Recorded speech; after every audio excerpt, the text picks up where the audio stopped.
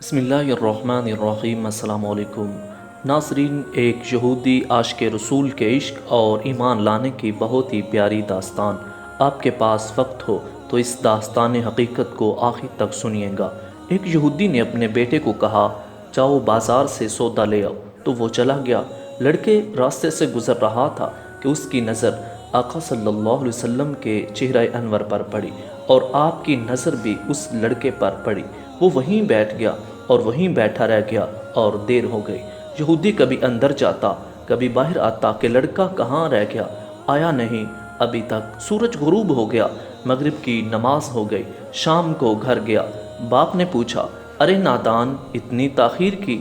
باپ بہت غصے میں کہ بڑا نادان اور پاگل ہے، میں نے کہا تھا جلدی آنا، تم اتنی دیر کر کے آئے ہو، اور تمہیں سودا لینے بھیجا تھا، تم تو خالی ہاتھ واپس آ گئے۔ سودا کہاں ہے؟ سودا کہاں ہے؟ بیٹا بولا، سودا تو میں خرید چکا ہوں۔ باپ، کیا پاگل آدمی ہو تم؟ میں نے تجھے سودا لینے بھیجا تھا، سودا تمہارے پاس ہے ہی نہیں اور کہتا ہے کہ میں خرید چکا ہوں۔ بیٹا کہتا ہے، بابا یقین کریں، سودا تو میں خرید آیا ہوں۔ باپ بولا، تو دکھا کہاں ہے؟ بیٹے نے کہا، کاش تیرے پاس وہ آنکھ ہوتی تو تجھے دکھاتا میرا سودا کیا ہے۔ میرے بابا، میں تمہیں کیا بتاؤں، میں کیا سودا خرید لایا ہوں۔ باپ بولا، چل چھوڑ، رہنے دے۔ وہ لڑکا روز نبی مکرم صلی اللہ علیہ وسلم کی خدمت میں بیٹھنے لگا۔ ناظرین، ویڈیو کی تفصیل میں جانے سے پہلے اپنے تمام نئے آنے والے سبسکرائبر کو خوش آمدید کہتے ہیں، اور جنہوں نے ابھی تک ہمارے چینل کو سبسکرائب نہیں کیا، چینل کو سبسکرائب کریں اور بیل آئیکن کو پریس کریں۔ ناظرین، تو وہ یہودی کا اکلوتا بیٹا تھا، بہت پیارا تھا، اس لیے کچھ نہ کہا۔ کچھ دنوں بعد لڑکا بہت بیمار ہو گیا، کافی دن بیمار رہا، اتنا بیمار ہوا کہ کمزوری اتنی ہو گئی، کروٹ لینا مشکل ہو چکی تھی، اور پھر قریب المرگ ہو گیا۔ یہودی بہت پریشان تھا، پھر بھاگا گیا نبی آخر الزمان صلی اللہ علیہ وسلم کی بارگاہ میں اور بولا، میں آپ کے پاس آیا ہوں، آپ تو جانتے ہی ہیں میں یہودی ہوں، مجھے آپ سے کوئی اتفاق نہیں، مگر میرا لڑکا آپ دل دے گیا ہے اور قریب المرگ ہے اور آپ سے عشق کرتا ہے، آپ کو رات دن یاد کر رہا ہے۔ کیا ممکن ہے آپ اپنے اس دشمن کے گھر آ کر اپنے عاشق کو ایک نظر دیکھنا پسند کریں گے؟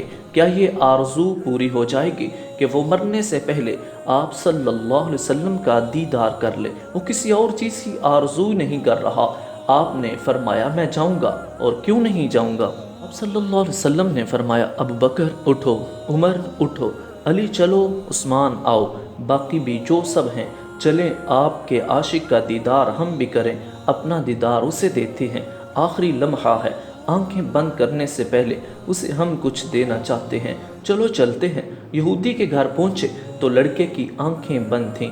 آپ صلی اللہ علیہ وسلم کا سراپا کرم ہی کرم ہے۔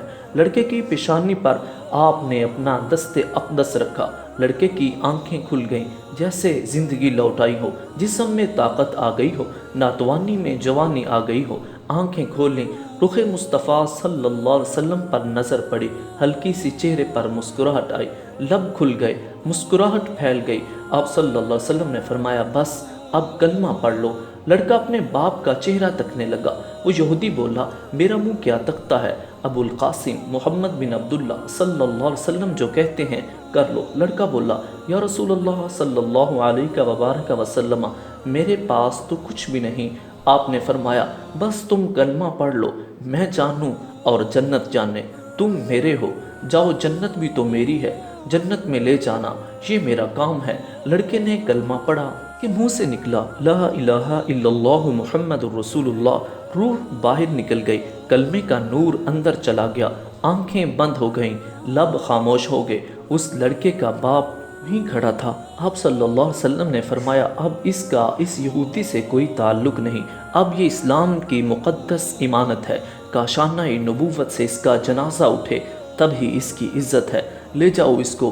پھر آپ صلی اللہ علیہ وسلم نے فرمایا، صدیق اٹھاؤ، عمر اٹھاؤ، عثمان آگے بڑھو، بلال آؤ تو صحیح، علی چلو، وہ کندھا، سب اٹھاؤ۔